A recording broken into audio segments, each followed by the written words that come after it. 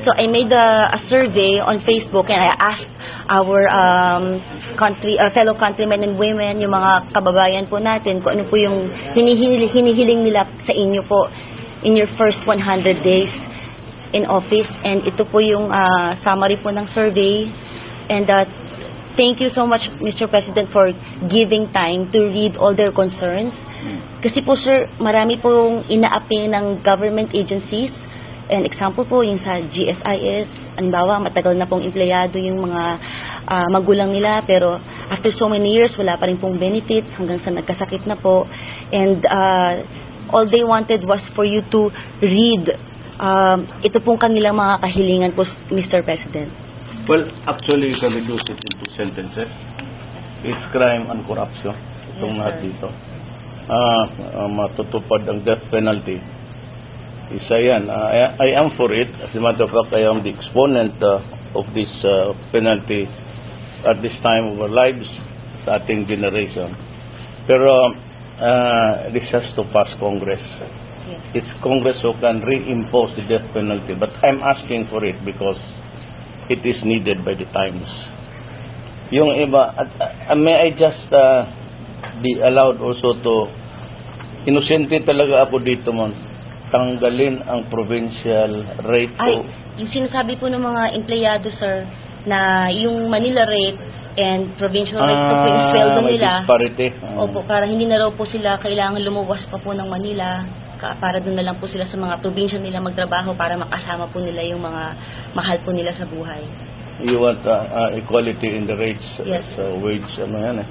Well, anyway, itong drugs, talagang given na yan. Yes, sir. Corruption, sinabi ko sa inyo, I promise you that itong OFW, because of my concern, ang bala ko, ma'am, hatiin ko yung labor. Yes. Ang labor, mag-create ako ng bagong department to be known as the Office of Filipino whatever, overseas workers.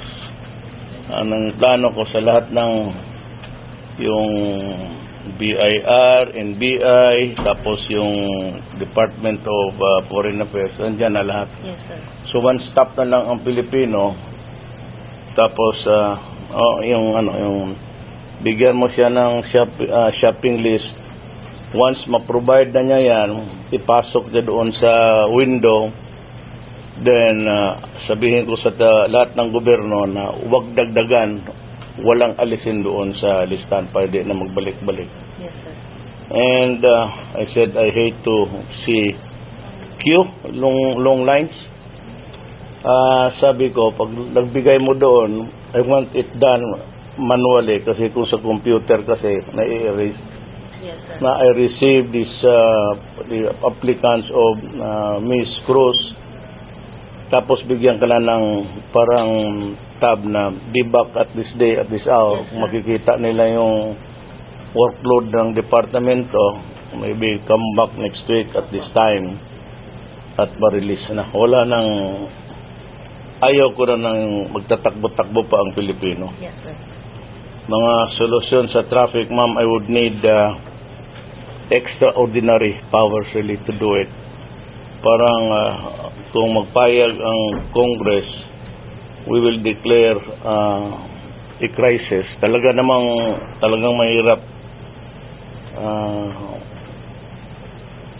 Itong sa Sumbungan meron ako, I will maybe place around 7 or 10 persons to man 24 hours a day, direkte sa akin mismo. So para ma-monitor ko. Parang mga operators with different numbers, but I want an easy one. Marami lang niya ang ibigay sa akin. I intend to name it as 911 also. So parang direct hotline papunta po sa inyo, Diyan sa opisina ko, mayroon mga babae na will parang mga they receive the calls. Yes, sir. Matubad ang death penalty sana. Wala na po yung laglag, wala na yan. Yung laglag ba? Wala na yan. Wala talaga yan. Kasi pag may nangyari pa dyan, yung mismong head, pati yung tanggal silang lahat. And media wants you to be courteous all the time to them not being courteous, discourteous to you. Yes, sir. Yan ang putang inang media ng Pilipinas. Tunay na